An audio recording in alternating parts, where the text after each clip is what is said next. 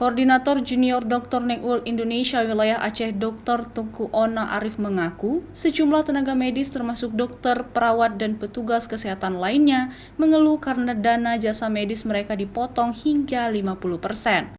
Menurutnya hal ini terpaksa dilakukan oleh pihak rumah sakit akibat kurangnya pemasukan rumah sakit di tengah pandemi COVID-19.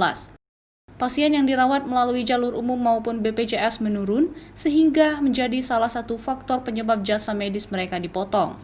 Ya, bahwa ada pemotongan karena pendapatan rumah sakit berkurang.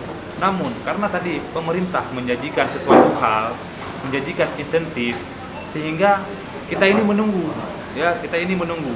Bahkan ada yang terjadi pemotongan sekitar 40-50% di lapangan, seperti itu. Ya.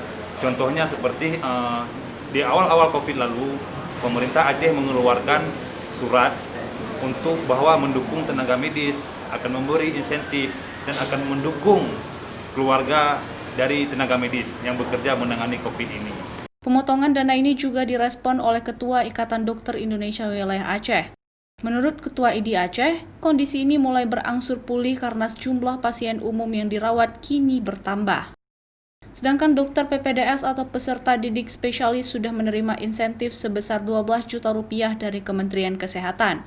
Jumlah pasien di awal-awal dulu, jumlah pasien di rumah sakit itu sedikit karena di awal COVID, maka sudah menjadi kesepakatan di rumah sakit untuk tenaga dokter dan tenaga medis lainnya dilakukan pemotongan jasa medis, bukan gaji tapi jasa medis untuk operasional rumah sakit. Tapi dengan bertambahnya saat ini pasien umum, maka kondisi itu sudah berangsur-angsur hilang.